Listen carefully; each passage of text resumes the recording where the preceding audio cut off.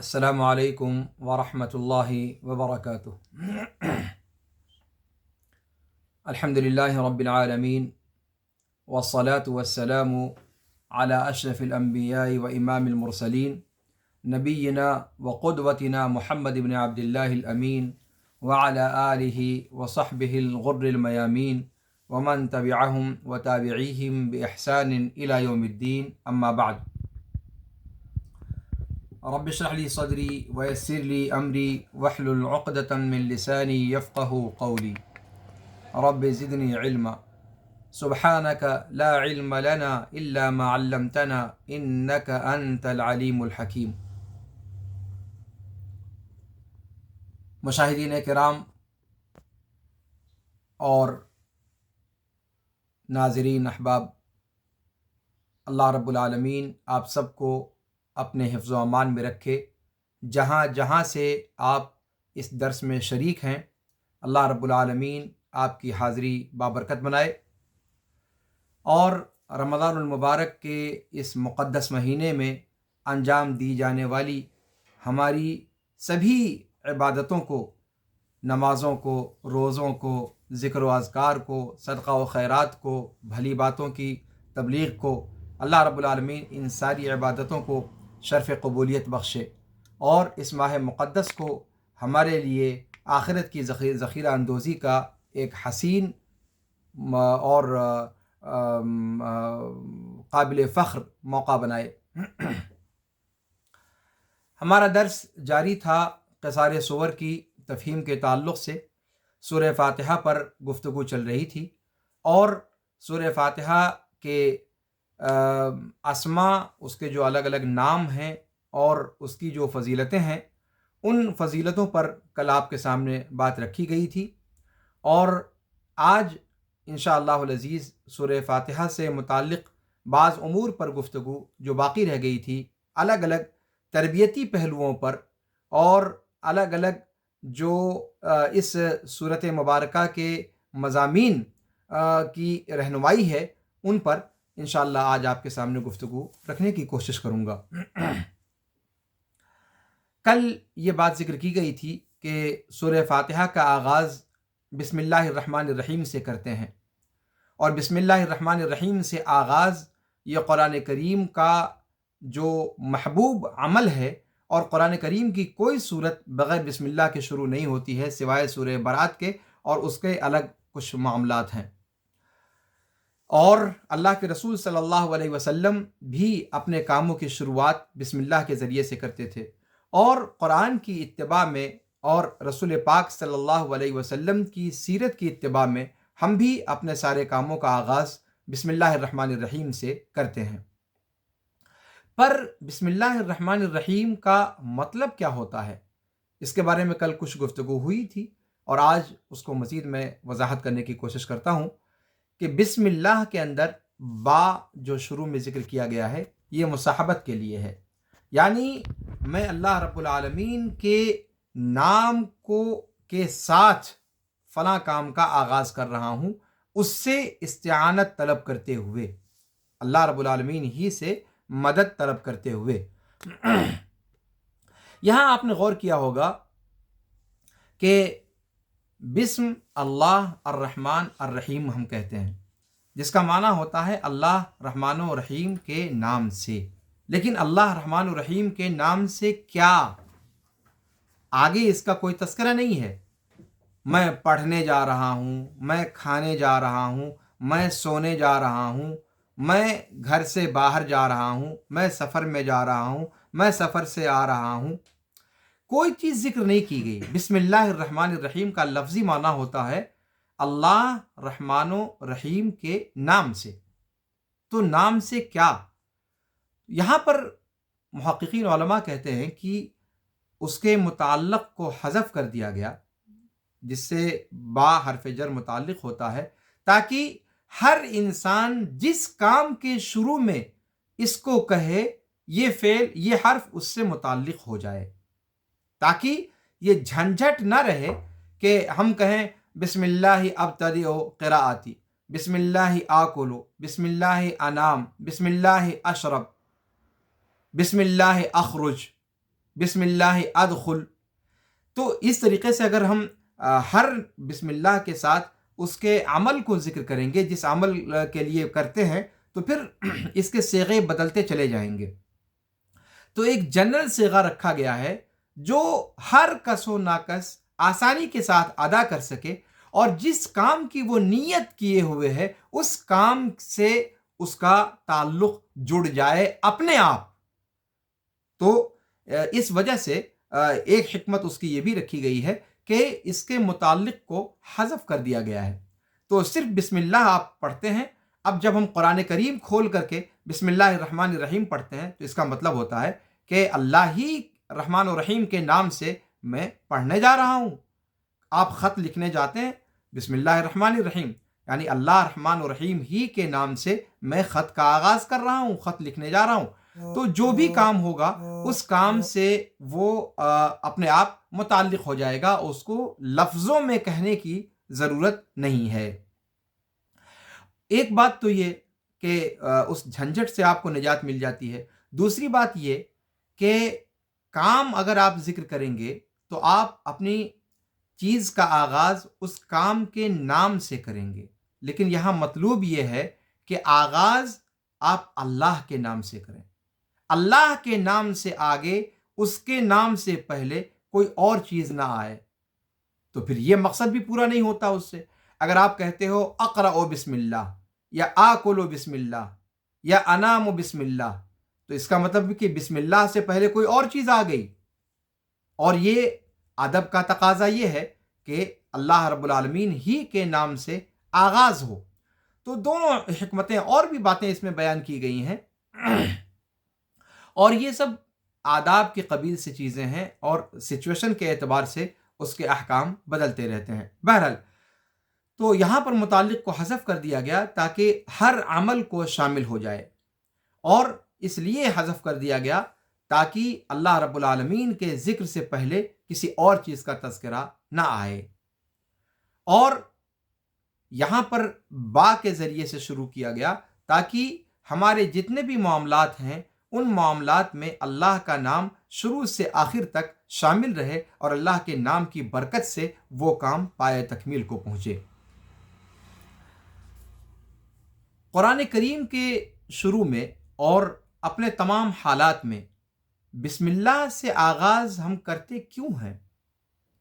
کہتے ہیں کہ اللہ رب العالمین کا نام یہ بندوں کے لیے مدد ہے. سب سے پہلی بات تو یہ کہ اللہ کا نام بندوں کے لیے اس کام کے کرنے پر مدد ہے.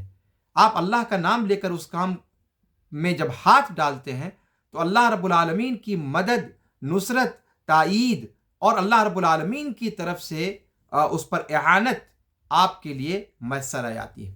تو سب سے پہلی بات تو یہ کہ اللہ رب العالمین کا نام یہ بندے کے لیے مدد ہے اس کام میں، اس کے تمام احوال میں. اس لیے بسم اللہ سے آغاز کرتے ہیں. اسی طریقے سے بسم اللہ سے آغاز یہ سارے خیر کے حصول کا سبب ہے، برکت کے حصول کا سبب ہے. اپنے مقصود جو کام ہمارا ہے، ہمارا جو کام ہم کرنے جا رہے ہیں، اس کام کے پورا ہونے کا ذریعہ ہے. اور اللہ رب العالمین کی جانب سے مدد ہے، شیطان سے بچاؤ ہے، شیطان کے وسوسوں اور شیطان کی برائیوں سے پناہ ہے. اور اللہ کا نام لے لینا کسی کام سے پہلے یہ شیطان کو غضبناک کر دینے والا کام ہے، اس کو دھتکار دینے والا کام ہے، اور اس بات سے محروم کر دینے والا کام ہے کہ وہ آپ کے اور آپ کے کام کے درمیان حائل ہو. چاہے وہ کام قرآن پڑھنے کا ہو، چاہے وہ کام دوسرا ہو جس کے شروع میں آپ بسم اللہ پڑھ رہے ہیں، تو اس کام میں شیطان آپ کو وسوسہ نہیں ڈال سکتا. اگر آپ وضو کر رہے ہیں تو وضو کا کام صحیح طریقے سے آپ کر پائیں گے، یا آپ کھانا کھا رہے ہیں، یا آپ پانی پی رہے ہیں، یا آپ داخل ہو رہے ہیں گھر میں، یا گھر سے باہر نکل رہے ہیں، یا اپنے جن کاموں میں بھی آپ بسم اللہ کرتے ہیں وہاں سے شیطان کا عمل دخل ختم ہو جائے گا. یہ حکمتیں ہیں جن کی وجہ سے ہر کام کے آغاز پر بسم اللہ کرنے کا سلیقہ ہمیں سکھایا گیا ہے، اور اللہ کے رسول صلی اللہ علیہ وسلم اپنے ہر کام کے شروع میں بسم اللہ کہا کرتے تھے۔ اس کے علاوہ بسم اللہ کہنے کی حکمت یہ ہے کہ اللہ رب العالمین کو بندہ یاد کرتا ہے، اپنا جو بھی کام شروع کرتا ہے وہاں پر اس کے ذہن و دماغ میں اللہ رب العالمین کا تصور پہلے جاگزی ہو جاتا ہے، اور پھر اللہ رب العالمین کو اپنے سامنے پا کر پھر وہ اس کام میں آگے بڑھتا ہے، اور یہ اللہ رب العالمین کا تصور یہ اس کے قدم کو ڈگمگانے سے یا پھسلن سے یا غلط ڈگر پہ جانے سے روکنے کا ذریعہ بھی ہے۔ اسی طریقے سے بسم اللہ کہنا یہ نیتوں کی تجدید بھی ہے۔ ظاہر سی بات ہے کہ اگر آپ مسلمان ہیں تو آپ ہر کام کا آغاز بسم اللہ سے کریں گے، یہ انڈرسٹوڈ ہے، لیکن جب آپ لفظوں میں بسم اللہ کہتے ہیں تو گویا آپ اپنی نیت کی تجدید کرتے ہیں، اپنے نیت کو اپڈیٹ کرتے ہیں کہ آپ جو کام کرنے جا رہے ہیں وہ واقعتاً اللہ کے نام سے ہی کرنے جا رہے ہیں۔ اللہ کے رسول صلی اللہ علیہ وسلم مسلم شریف کی ایک روایت میں فرماتے ہیں کہ جب آدمی اپنے گھر میں آتا ہے اور اللہ رب العالمین کو گھر میں داخل ہوتے ہی یاد کر لیتا ہے اور اپنے کھانے کے وقت میں، تو شیطان کہتا ہے کہ اس گھر میں نہ تمہارا بسیرا ہے نہ تمہارے لیے ڈنر ہے۔ اور جب انسان داخل ہوتا ہے اور اللہ رب العالمین کا ذکر نہیں کرتا اپنے گھر میں داخل ہونے کے وقت، یعنی اللہ کا نام نہیں لیتا، بسم اللہ نہیں پڑھتا، تو شیطان کہتا ہے کہ آج رات گزارنے کا ٹھکانہ بھی تم نے پا لیا۔ اور جب کھانے کے وقت میں بسم اللہ نہیں کہتا، اللہ کو یاد نہیں کرتا، تو شیطان کہتا ہے کہ آج رات گزارنے کا ٹھکانہ بھی مل گیا اور ڈنر کا انتظام بھی ہو گیا۔ مسلم شریف کی روایت ہے۔ جب بسم اللہ کی یہ اہمیت ہے تو پھر اس سے ہمیں سبق کیا ملتا ہے؟ قرآن کی پہلی سورت میں ہم بسم اللہ سے جب آغاز کرتے ہیں تو اس سے ہمیں سبق کیا ملتا ہے؟ ہمیں سبق یہ ملتا ہے تربیتی پہلو سے کہ ہم بسم اللہ کے معنی کو سمجھیں اور اس بات کو سمجھیں کہ بسم اللہ کا معنی سمجھنا ہمارے لیے کھانے اور پینے کی اہمیت سمجھنے سے زیادہ ضروری ہے۔ بسم اللہ نہ کہنے کا ہمیں نقصان کیا ہے، اس چیز کو ہمارے ذہن و دماغ میں تازہ ہونا چاہیے، اور اپنے گھر کے مرد و زن کو، خرد و کلاں کو، اپنے بچوں کو، اپنی عورتوں کو یہ چیز سمجھانی چاہیے کہ بسم اللہ نہ کہنے کا نقصان کیا ہے، اور ان کے دلوں میں بسم اللہ کی محبت کو جاگزیں کرنا چاہیے۔ اور بسم اللہ کی محبت یہ اللہ کی محبت ہے، اس لیے کہ جو شخص جس سے محبت کرتا ہے اس کو بار بار یاد کرتا ہے۔ تو اگر ہم اور آپ اللہ رب العالمین کو محبوب رکھتے ہیں تو پھر اللہ رب العالمین کا ذکر کیسے چھوڑ سکتے ہیں؟ تو یہ سب تربیتی پہلو ہے بسم اللہ کے کہنے میں۔ بسم اللہ کس کام کے شروع میں کہنا چاہیے؟ بسم اللہ ہر کام کے آغاز پر کہنا چاہیے، اور اپنے بچوں کو اس چیز کی اہمیت کو سمجھانا چاہیے کہ کوئی بھی کام ہو، ہر عمل سے پہلے اللہ کے رسول صلی اللہ علیہ وسلم کی سنت اور قرآن کریم کا طریقہ اور رسول پاک صلی اللہ علیہ وسلم کی سیرت، ان تمام سے اس ادب کا پتہ چلتا ہے۔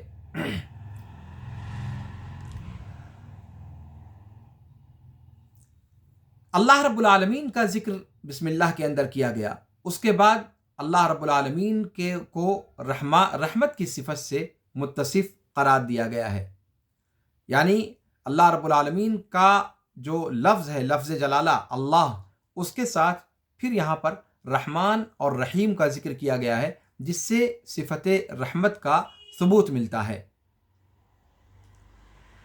یہ کیوں؟ صرف بسم اللہ بھی کہا جا سکتا تھا، لیکن اللہ کے ساتھ الرحمن کیوں کہا گیا؟ صفت رحمت کو کیوں جوڑا گیا؟ اس میں دراصل پڑھنے والے کے لیے یہ پیغام ہے کہ جس اللہ کا نام لے کر تم اپنے کام کا آغاز کر رہے ہو، وہ صفت جلال اور جمال دونوں کا سنگم ہے، دونوں کا امتزاج ہے۔ اللہ رب العالمین کی صفت جلال اور صفت کبریا بھی انسان کے سامنے ہو، اور اللہ رب العالمین کی صفت جمال بھی انسان کے سامنے ہو۔ اور اس کا فائدہ کیا ہوگا کہ انسان خوف اور امید کے درمیان رہے گا۔ خوف کا پہلو اتنا غالب نہیں آئے گا انسان پر کہ اللہ رب العالمین کی رحمت سے پورے طور پر مایوس ہو کر بیٹھ جائے، اور نہ اللہ رب العالمین کی رحمت کی امید اتنی غالب آ جائے کہ انسان کو بے لگام کر دے اور شترے بے مہار بنا دے، اور انسان ہر قید اور بند سے آزاد ہو کر وہ الٹپ اپنے گھوڑے دوڑانا شروع کر دے۔ تو اللہ کے ساتھ الرحمن کا جو ارتباط ہے وہ بندے کو کنٹرول میں رکھتا ہے۔ بندہ خوف اور رجا کے درمیان، خوف اور امید کے درمیان، امید و رجا کے بیچ میں ہوتا ہے، اور مومن سے یہی مطلوب ہے کہ مومن نہ تو اللہ سے بے خوف ہوتا ہے اور نہ اللہ رب العالمین سے امید کا دامن چھوڑتا ہے، وہ دونوں کے درمیان ہوتا ہے، خوف اور رجا کے درمیان۔ تو ایک بندہ جب بسم اللہ پڑھتا ہے تو اللہ رب العالمین کی محبت کا اس کو شعور ہوتا ہے، اور اللہ رب العالمین کی شریعت اور اللہ رب العالمین کے فیصلے پر اسے اطمینان ہوتا ہے، اس لیے کہ وہ اللہ ہونے کے ساتھ ساتھ وہ رحمت کرنے والا بھی ہے، اور وہ جو فیصلہ کرے گا ہمارے لیے اس کے اندر خیر ہی ہوگا، اس بات کا اطمینان انسان کو حاصل ہوتا ہے۔ اس کے بعد اللہ رب العالمین نے سورہ فاتحہ میں فرمایا الحمدللہ رب العالمین، الحمدللہ رب العالمین۔ یہاں پر الحمد کہا گیا، الحمد کا مطلب ہوا کہ یہاں پر الاستغراق کے لیے ہے، یعنی اللہ رب العالمین کے لیے ساری تعریفات، یعنی حمد کی جنس کی جتنی چیزیں ہو سکتی ہیں وہ سب کی سب اللہ رب العالمین کے لیے ثابت ہیں۔ اور الحمدللہ کہا گیا، یہ نہیں کہا گیا کہ احمد اللہ یا نحمد اللہ، کہا گیا الحمدللہ۔ اور عربی جاننے والے اس بات کو جانتے ہیں کہ یہ جملہ اسمیہ کی ترکیب ہے، اور جملہ اسمیہ کی ترکیب یہ اس لیے لائی گئی ہے کہ کوئی حمد بیان کرنے والا موجود ہو تب بھی اور نہ موجود ہو تب بھی، آپ احمد اللہ نحمد اللہ کہو تب بھی، احمد اللہ نحمد اللہ نہ کہو تب بھی، اللہ کی حمد ہمیشہ کے لیے اس لوح جہاں پر ثبت ہے، استمرار کے ساتھ، دوام کے ساتھ، چاہے اس کی حمد بیان کرنے والا کوئی ہو یا نہ ہو۔ حمد بیان کرنے والے کی ذات سے اللہ رب العالمین کی حمد جڑی ہوئی نہیں ہے، وہ حمد سرتاپا قابل حمد ہے، کوئی حمد بیان کرنے والا ہو تب بھی، حمد بیان کرنے والا نہ ہو تب بھی۔ الحمدللہ رب العالمین، ساری کی ساری حمد، ساری کی ساری ثنا اور تعریف اور مجد اللہ رب العالمین کے لیے ہے۔ تو یہ جملہ اسمیہ کا پیغام ہے جو یہ آیت کریمہ اپنی اس ترکیب سے ہم تک پہنچاتی ہے اس مضمون کو، کہ زمانہ چاہے جو بھی ہو، ماضی کا زمانہ ہو، حال کا زمانہ ہو، استقبال کا زمانہ ہو، یا جگہ چاہے کہیں کی ہو، عرب کی ہو، عجم کی ہو، یورپ کی ہو، امریکہ کی ہو، ازمان اور اوقات سے بالاتر ہو کر حمد صرف اور صرف اللہ رب العالمین کے لیے ہے۔ کوئی وقت کی تحدید نہیں، کوئی زمانے کی تحدید نہیں، کوئی حمد بیان کرنے والے کی تحدید نہیں، زمان و مکان اور حامد کی قید سے آزاد اللہ رب العالمین کی یہ حمد ہمیشہ سے قابل حمد ہے اور قابل حمد تھا، قابل حمد ہے اور قابل حمد رہے گا۔ یہ جملہ اسمیہ کی اس ترکیب سے مضمون یہاں پر سمجھ میں آتا ہے۔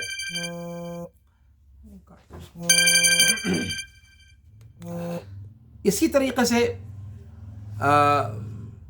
اللہ رب العالمین کے اس قول سے الحمدللہ رب العالمین جو اللہ رب العالمین نے سکھلایا، اس سے یہ پتہ چلتا ہے کہ اللہ رب العالمین ہر قسم کی خوبیوں سے آراستہ اور پیراستہ ہے۔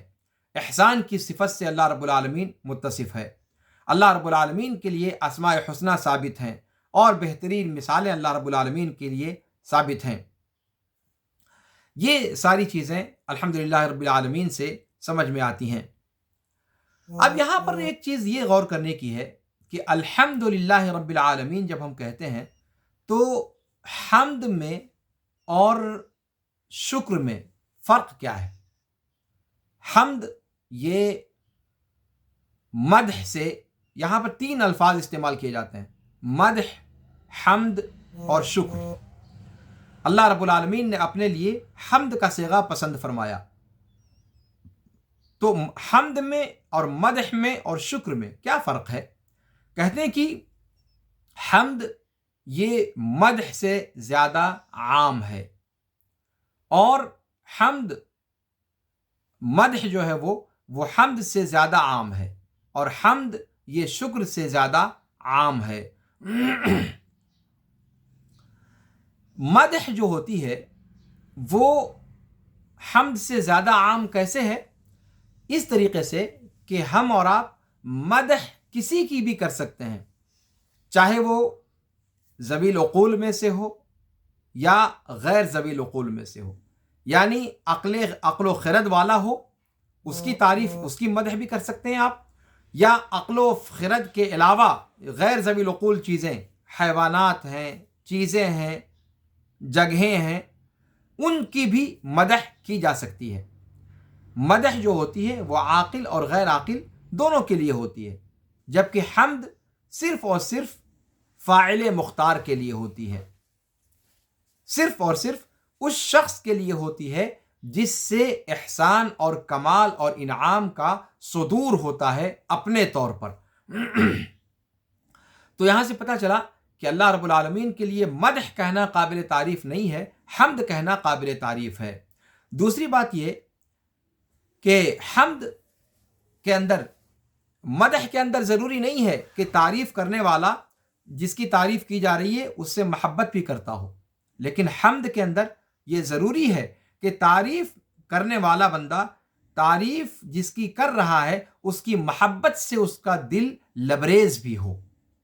مدح کے اندر یہ بات نہیں ہے، اور اسی لیے آپ دیکھتے ہیں کہ ادب کی دنیا میں شعراء مدحیہ قصائد کہتے ہیں، اس خلیفہ کی شان میں، اس بادشاہ کی شان میں، اس حاکم کی شان میں، اس امیر کی شان میں، اس حاکم کے لیے، اس حاکم کے لیے، درباری جو شاعری ہوتی ہے تو مدحیہ قصائد کہتے ہیں۔ لیکن کیا یقیناً جس کے بارے میں وہ مدح کر رہا ہے اس کی محبت بھی اس کے دل میں ہے؟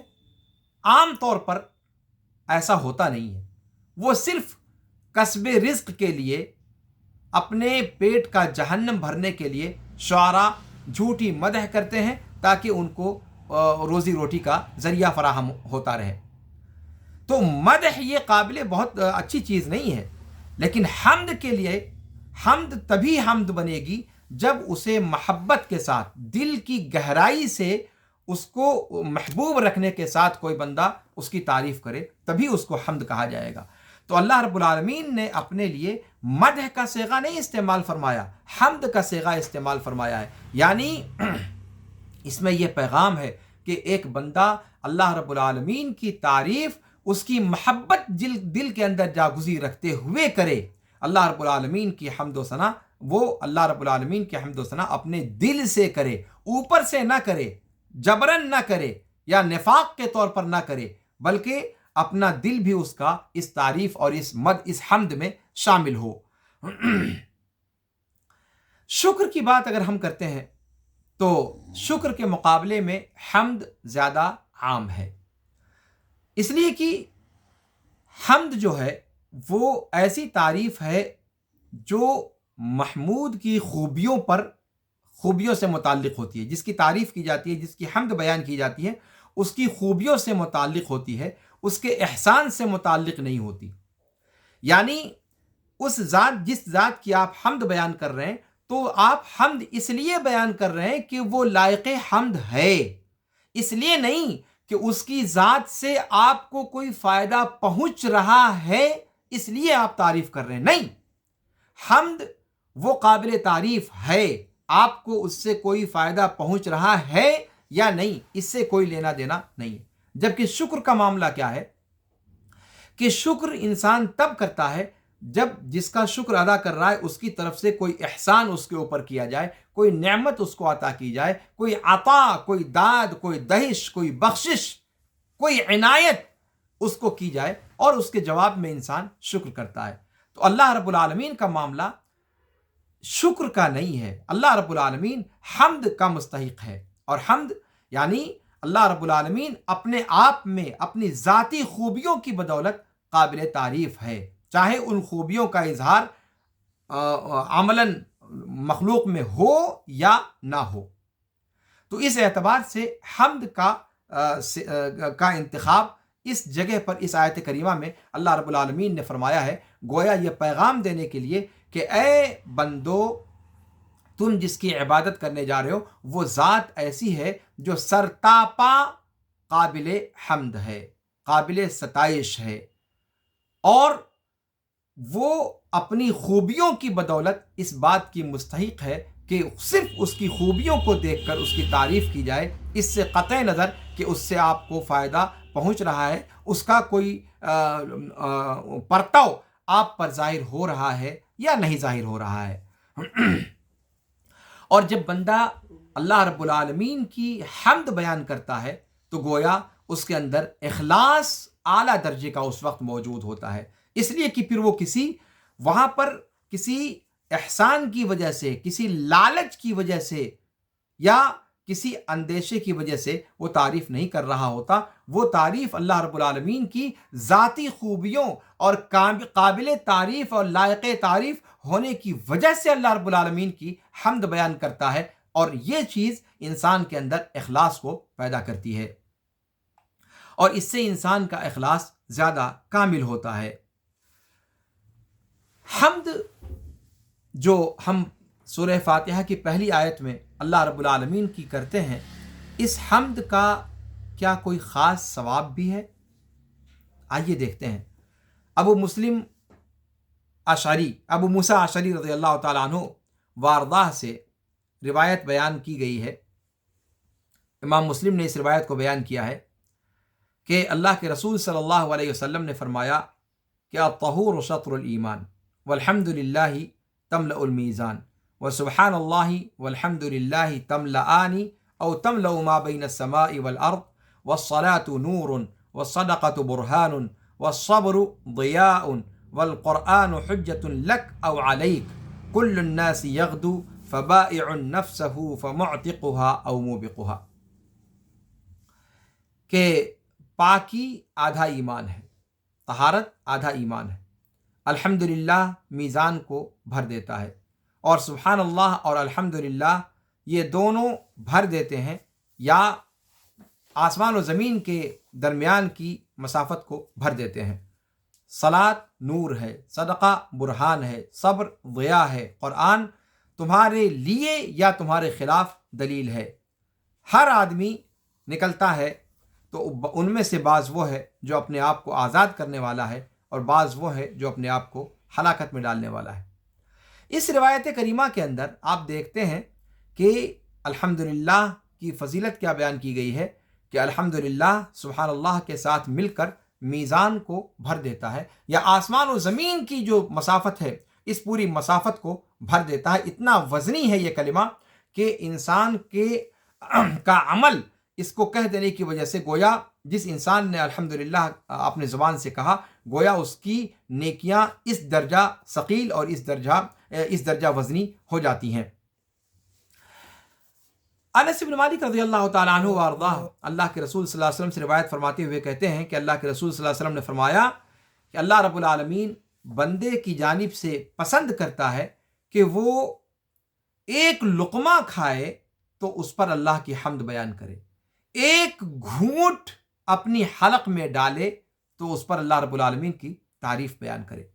یعنی اللہ رب العالمین ایک دانہ آپ کے منہ میں جاتا ہے، ایک لقمہ آپ اپنے منہ میں ڈالتے ہیں، اس وقت بھی اللہ رب العالمین چاہتا ہے کہ آپ اللہ رب العالمین کی حمد بیان کریں۔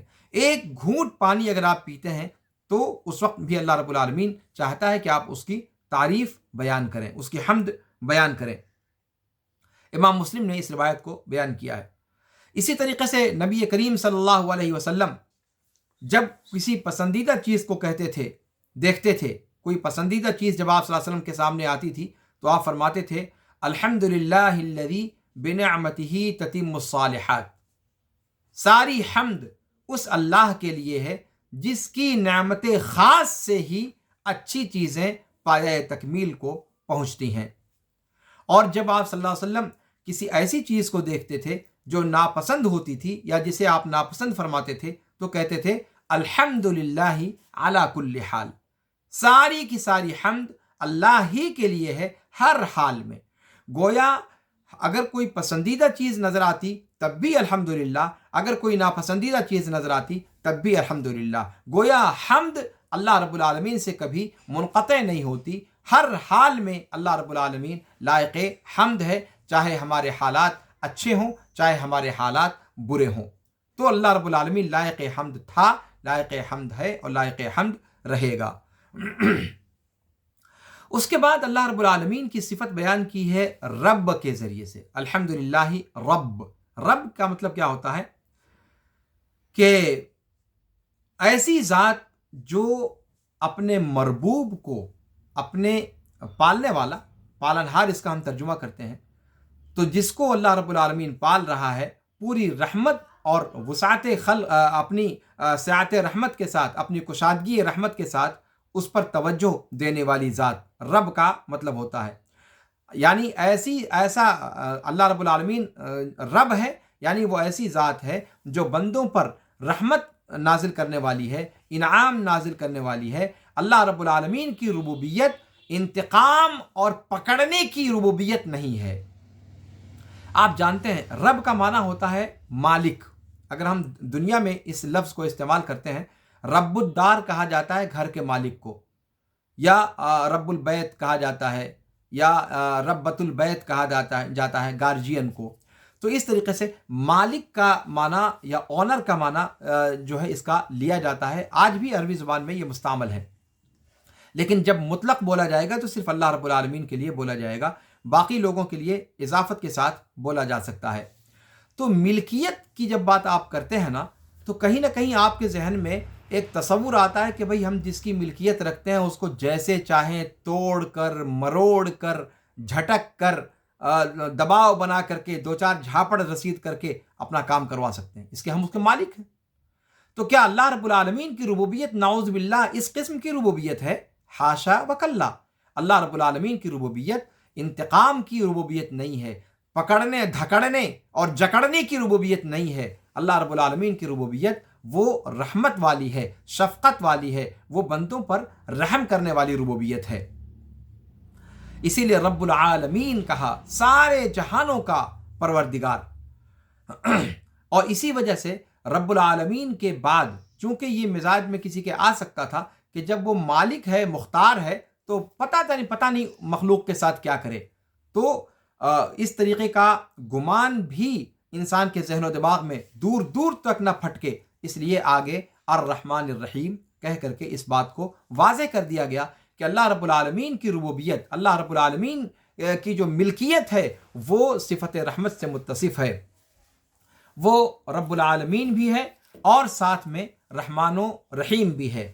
اور جب یہ دونوں چیزیں اکٹھا ہو جاتی ہیں تو پھر انسان کے دل میں خوف کا تسلط اتنا نہیں ہوتا کہ انسان اللہ رب العالمین کی ذات سے مایوس ہو کر بیٹھ جائے، بلکہ اللہ رب العالمین کے خوف کے ساتھ ساتھ اللہ رب العالمین کی امید بھی اس کے اندر جاگتی ہے، اور خوف اور رجا دونوں کا سنگم اس کا دل، ایک مومن کا اور ایک عبادت کرنے والے کا یا ایک پڑھنے والے کا دل، دونوں چیزوں کا سنگم ہو جاتا ہے۔ امید اور بیم، رجا اور بیم کی کیفیت سے اس کا دل سرشار ہو جاتا ہے۔ اور یہی شریعت کا مطلوب ہے، جیسا کہ امام قرطبی رحمہ اللہ نے اپنی تفسیر میں یہاں پر ذکر کیا ہے، اشارہ کیا ہے۔ اور اس چیز کا ثبوت اللہ رب العالمین کے کلام سے بھی ملتا ہے۔ اللہ رب العالمین فرماتا ہے سورہ حجر آیت نمبر 50 میں کہ نبئ عبادی انی انا الغفور الرحیم وان عذابی هو العذاب العلیم، کہ نبی کریم صلی اللہ علیہ وسلم میرے بندوں کو آگاہ کر دیجئے کہ میں ڈھیر بخشنے والا اور ڈھیر رحم کرنے والا ہوں، اور میرا عذاب وہ نہایت درد پہنچانے والا عذاب ہے۔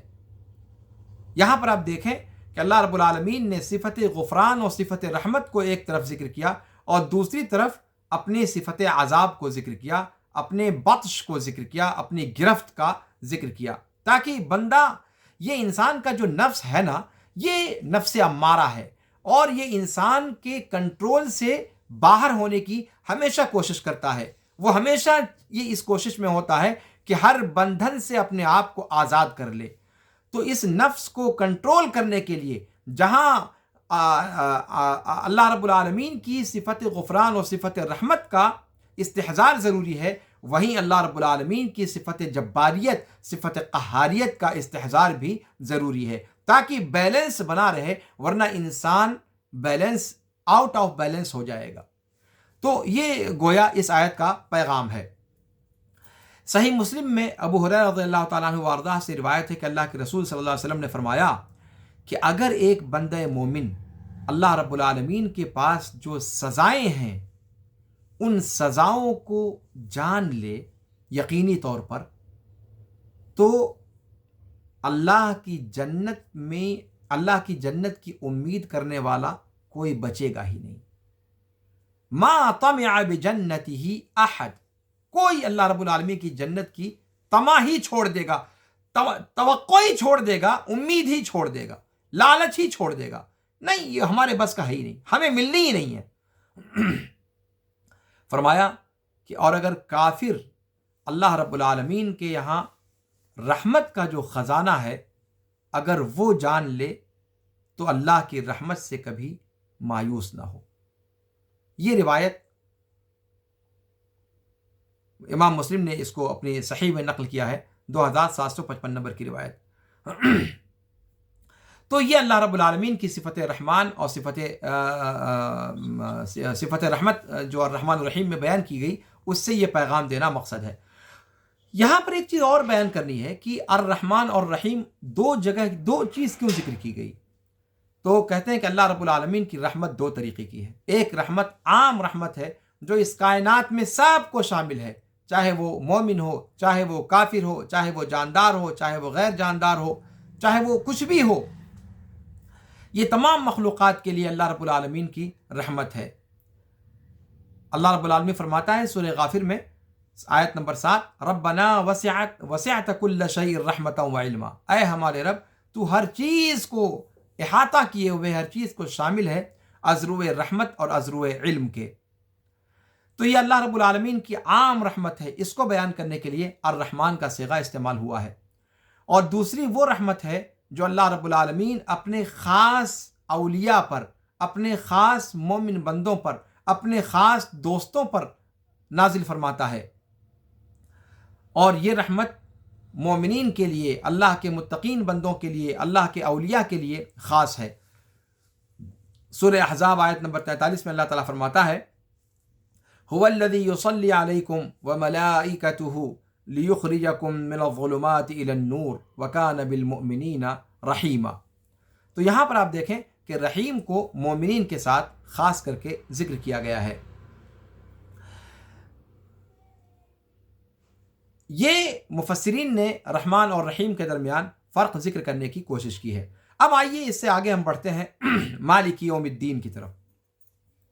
مالک یوم الدین جو آیت ہے، چوتھی آیت، اس آیت میں جو پہلا لفظ ہے مالک یوم الدین، یہ دو طریقے سے پڑھا گیا ہے۔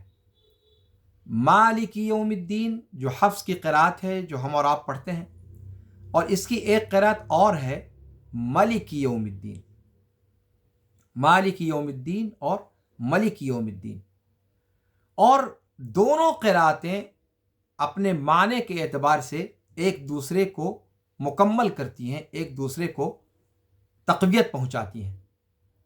پہلے ہم دیکھتے ہیں کہ اس کا معنی کیا ہے۔ اللہ رب العالمین اس کائنات کا بھی مالک ہے اور یوم جزا کا بھی مالک ہے۔ اور مالک کہتے ہیں کسی چیز کی ملکیت اپنے پاس ہونا۔ مالک اور ملک دونوں قراتیں آئی ہوئی ہیں اور دونوں کا اپنا اپنا فائدہ ہے۔ وہ کیسے؟ آئیے تھوڑا سا سمجھنے کی کوشش کرتے ہیں۔ یہ بتائیے کہ کیا جو شخص مالک ہو ضروری ہے کہ وہ ملک بھی ہو؟ کیا یہ لازم ہے؟ غور کریں نا آپ اپنے ارد گرد. ہم بہت ساری چیزوں کے مالک ہوتے ہیں، اپنے گھر کے مالک ہوتے ہیں، اپنی گاڑی کے مالک ہوتے ہیں، لیکن کیا ہم ملک بھی ہیں؟ ہم راجا بھی ہیں؟ بادشاہ بھی ہیں؟ نہیں. آدمی مالک ہو سکتا ہے لیکن بادشاہ نہیں ہو سکتا. مالک الگ چیز ہے اور ملک الگ چیز ہے. اس کا مطلب ہے کہ مالک بہت سارے ہو سکتے ہیں لیکن ملک ان میں سے کچھ ہوتے ہیں.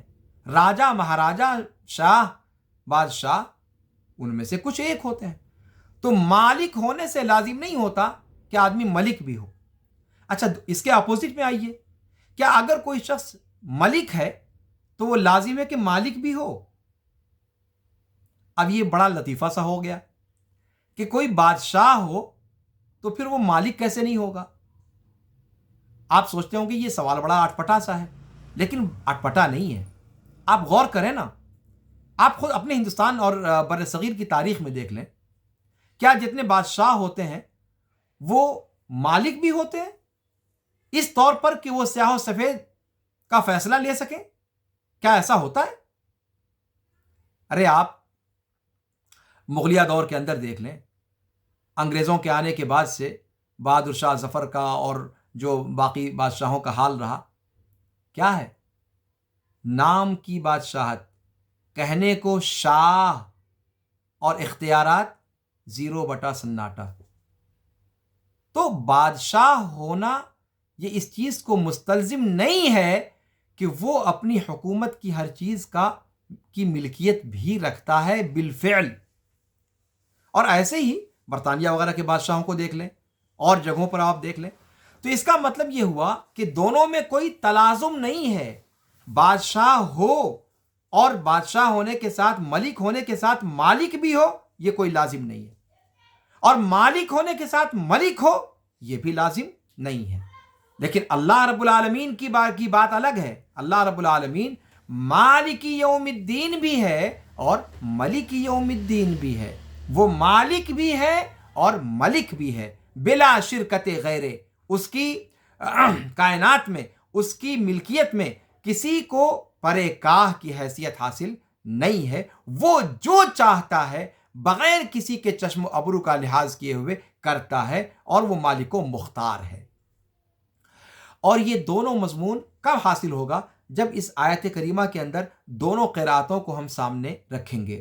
اور اسی لیے مفسرین کہتے ہیں کہ یہاں پر مالک یوم الدین اور ملک یوم الدین دونوں قراتیں معنی کو مکمل کرتی ہیں، ایک دوسرے کے معنی کی تکمیل کرتی ہیں.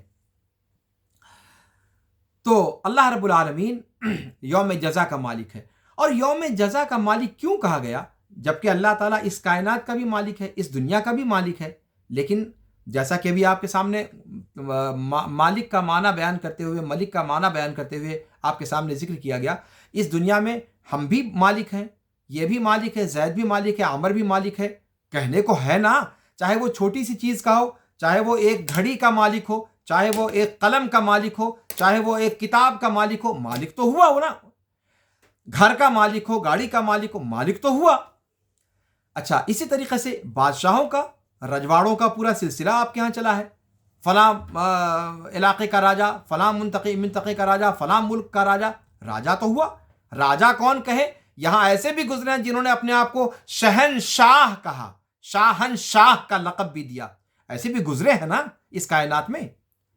تو اس کا مطلب یہ ہے کہ اس کائنات کے اندر چاہے نسبی ہی طور پر، عارضی ہی طور پر، لیکن مالک ہونے کا اور ملک ہونے کا کوئی نہ کوئی مدعی موجود رہا کیا ہے.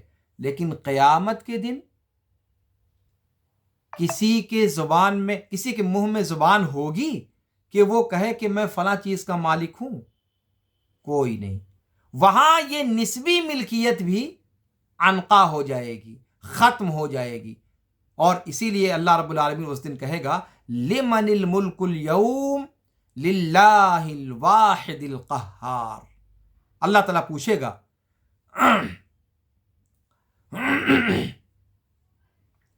روایت میں آتا ہے اللہ رب العالمین کی کے اس قول کی تفسیر میں جو سورہ غافر کی آیت نمبر 16 آپ کے سامنے میں نے پڑھی کہ لمن الملک اليوم للہ الواحد القہار، کہ بادشاہت آج کے دن کس کی ہے؟ اللہ واحد قہار کے لیے۔ ابو ہریرہ رضی اللہ تعالیٰ عنہ وارضاہ روایت بیان کرتے ہیں کہ میں نے اللہ کے رسول صلی اللہ علیہ وسلم کو فرماتے ہوئے سنا، اللہ تعالیٰ فرماتا ہے، اللہ کے رسول صلی اللہ علیہ وسلم فرماتے ہیں کہ اللہ تعالیٰ زمین کو سمیٹ دے گا، یقبض اللہ الارض، اللہ رب العالمین زمین کو سمیٹ کر اپنی مٹھی میں لے لے گا، وَيَطْوِي السَّمَاءَ بِيَمِينِهِ، اور آسمانوں کو لپیٹ دے گا اپنے داہنے ہاتھ میں، پھر کہے گا انا الملک این ملوک الارض، میں ہوں بادشاہ، کہاں ہیں زمین کے بادشاہ، زمین کے سارے بادشاہ کہاں ہیں؟ اس آیت کی تفسیر میں اللہ کے رسول صلی اللہ علیہ وسلم نے اس حدیث کو ذکر فرمایا ہے، اور یہ روایت متفق علیہ ہے۔ اسی طریقے سے اللہ رب العالمین نے فرمایا کہ الملک یومئذ الحق للرحمن، کہ آج کے دن، اس دن ملکیت واقعی طور پر صرف اور صرف رحمان کے لیے ہوگی، وہاں کوئی مدعی ملکیت بھی نہیں ہوگا۔ قرآن کریم کی اس آیت سے ہمیں پتہ یہ چلتا ہے کہ تربیت کے باب میں ترغیب اور ترہیب دونوں کا اسلوب استعمال کرنا چاہیے۔ دعوت کے میدان میں اللہ رب العالمین کی رحمت کو بھی بیان کرنا چاہیے، اور اللہ رب العالمین کے غضب اور اللہ رب العالمین کے غیظ و غضب کی صفت کو بھی بیان کرنا چاہیے، اور یہ بھی بیان کرنا چاہیے کہ اللہ رب العالمین نے فرمایا ہے کہ میری رحمت میرے غضب پر غالب آ گئی۔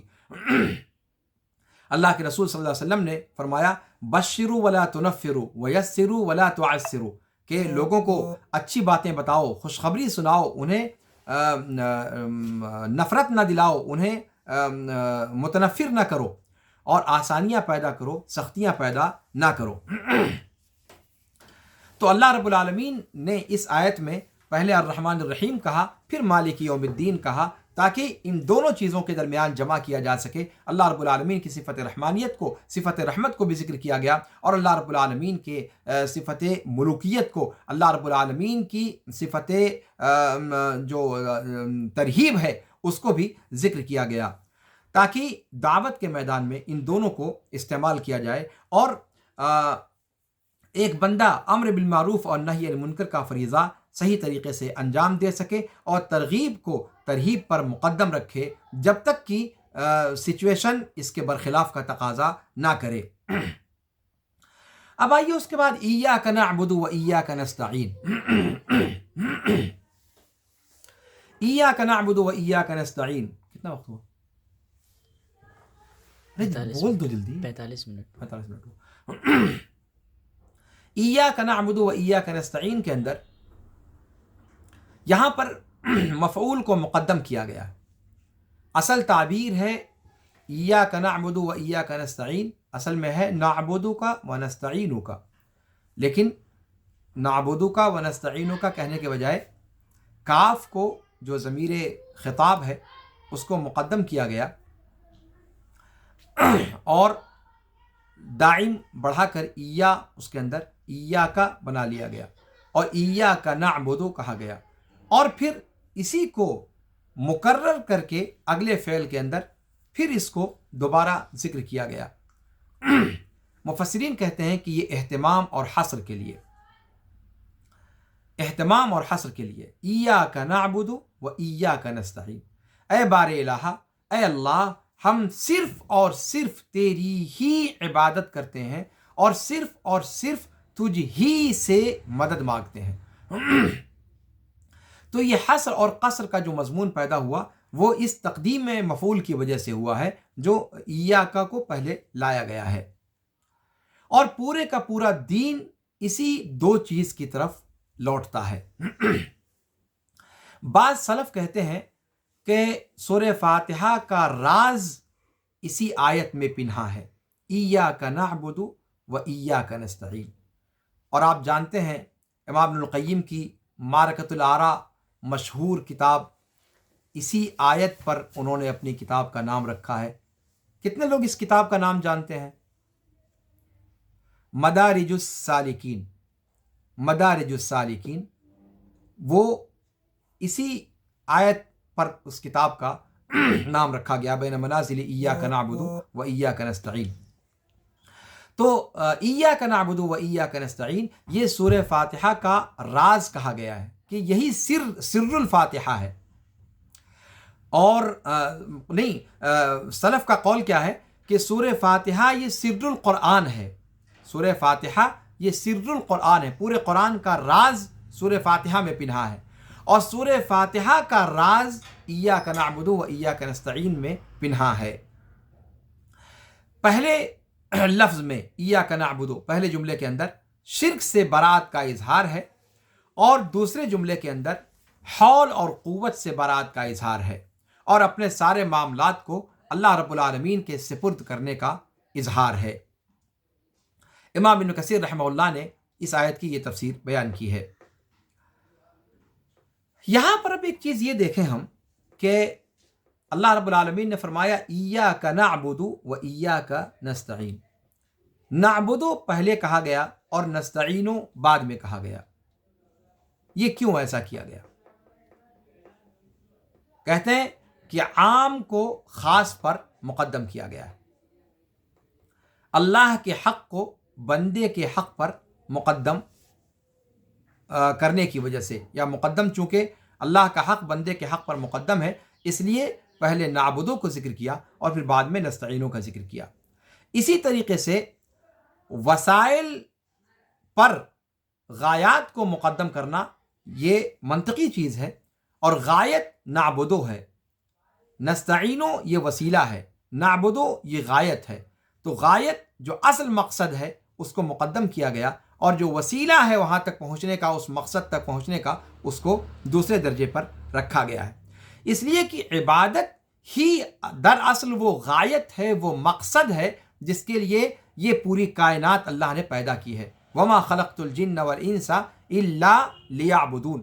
تو جو اصل الاصول ہے، جو اصل الغایات ہے، اس کو پہلے ذکر کیا گیا، اور اس غایت کے حصول میں جو وسیلہ ہے، جو ذریعہ ہے، جو راستہ ہے، وہ بعد میں ذکر کیا گیا. اور اس لیے بھی کہ بندہ اپنی عبادت پر غرور نہ کرے، اپنی عبادت پر اترائے نہ، کہ اگر اس کو عبادت کرنے کی توفیق مل گئی تو وہ بڑا تیسمار خاں بن گیا، بلکہ یہ شعور اس کو ہمیشہ رہے کہ یہ عبادت جو مجھ سے اللہ رب العالمین نے انجام دلوائی ہے، یہ بھی اللہ ہی کی استعانت، اللہ رب العالمین ہی کی مدد سے ممکن ہو سکا ہے، ورنہ یہ کام میں نہیں کر سکتا تھا. تو عبادت کو ذکر کیا گیا، اس کے فوراً بعد استعانت کو ذکر کیا گیا، تاکہ انسان کے ذہن و دماغ میں عجب کا، تکبر کا، غرور کا کیڑا نہ کل بلانے لگے. اور یہ منطقی ترتیب ہے. اور یہاں اس آیت کریمہ کے اندر ہمیں اس بات کا یہ بات میں آپ سے کہہ چکا ہوں کہ عبادت اور استعانت میں عام اور خاص کا تعلق ہے. عبادت کہتے ہیں ہر وہ کام جس سے اللہ رب العالمین کا قرب حاصل کیا جائے وہ عبادت ہے، اور استعانت اس اعتبار سے عبادت کے اندر داخل ہے. تو عبادت یہ عام ہے اور استعانت یہ خاص ہے، اور یہ دونوں کی دونوں صرف اللہ کے لیے کی جائیں گی، اللہ کے علاوہ کسی کے لیے نہیں کی جائیں گی. اور اسی لیے ہم یہاں پر آیت میں کیا کہتے ہیں کہ اللہ صرف تیری، صرف میں لگا رہا ہوں، پھر اس کے بعد ہی بھی لگا رہا ہوں، تاکہ یہ بات واضح ہو جائے. صرف تیری ہی عبادت کرتے ہیں، تیرے علاوہ کسی کی نہیں. صرف تجھی سے مدد طلب کرتے ہیں، تیرے علاوہ کسی سے نہیں. تو استعانت اور عبادت، یہ استعانت بھی عبادت ہی ہے، عبادت کی ایک قسم ہے. عبادت عام ہے اور استعانت خاص ہے. اور کیوں عبادت کو پہلے لایا گیا اور استعانت کو بعد میں لایا گیا، یہ آپ کے سامنے میں نے بتلا دیا. استعانت یہ اللہ رب العالمین کی عبادت خالص کر کے اللہ کے لیے انجام دی جائے، شریعت اس بات کی متقاضی ہے.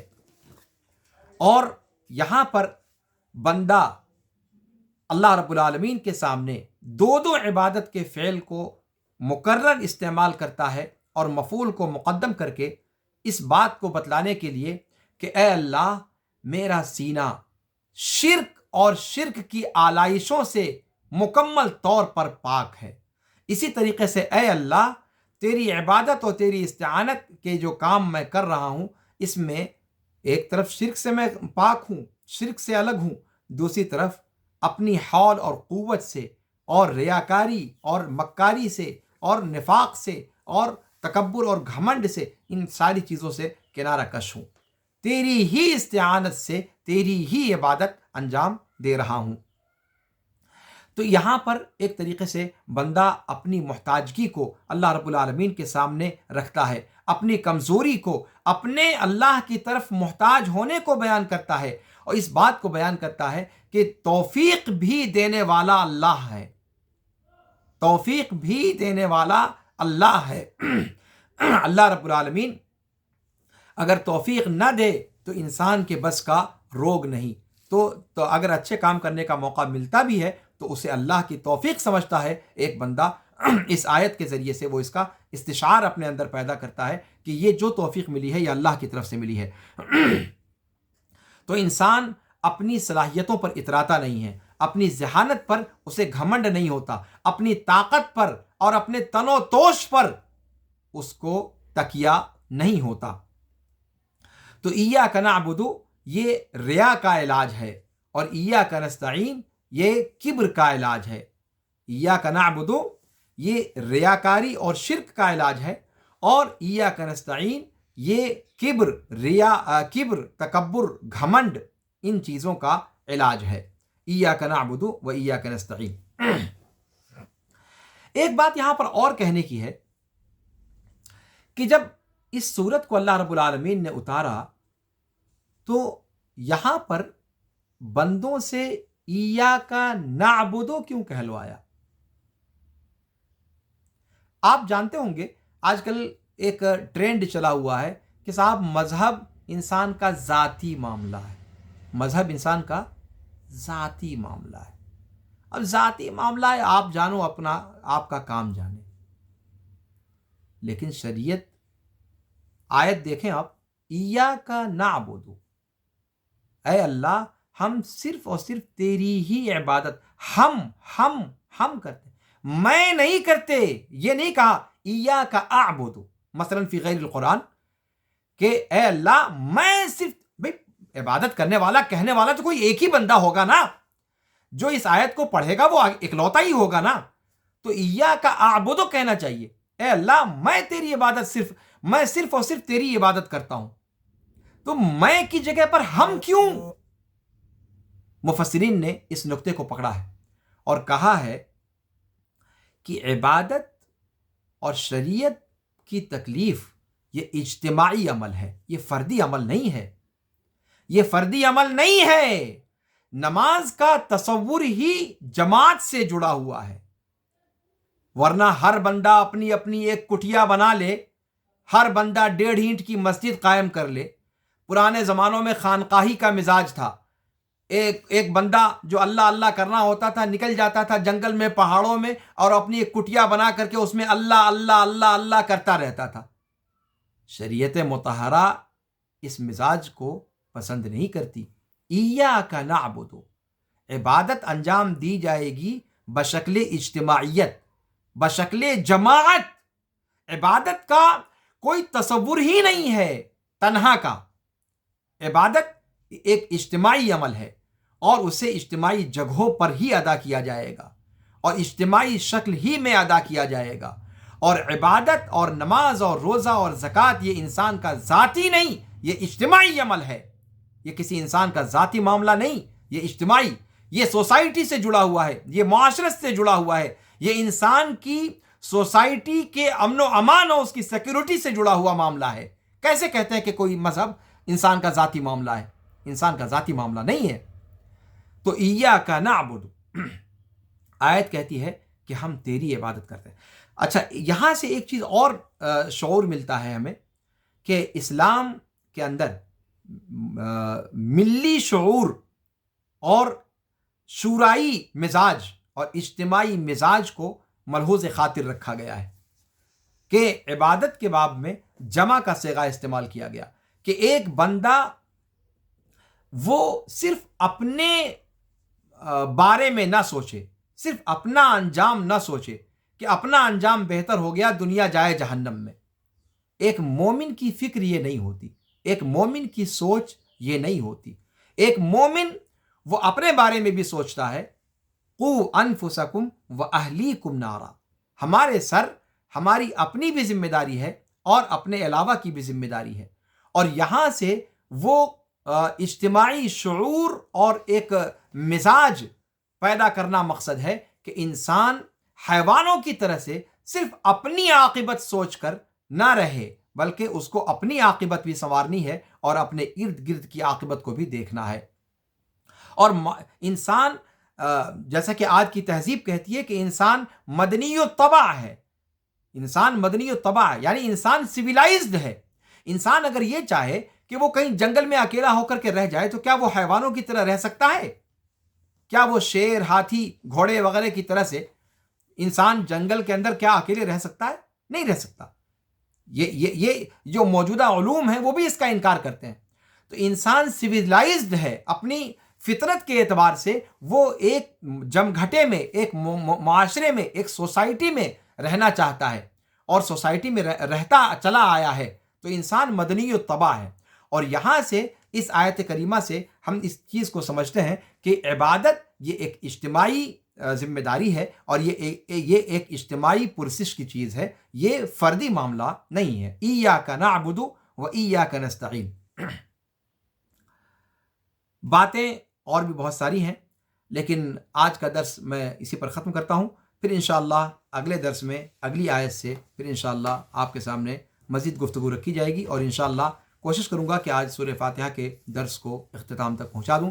اللہ رب العالمین سے دعا ہے کہ اللہ رب العالمین اس درس کو ہمارے اور آپ کے لیے مفید بنائے، بارآور بنائے، اور اللہ رب العالمین مجھے بھی توفیق دے کہ میں کچھ محنت کر کے آپ تک کچھ مفید چیزیں پہنچا سکوں۔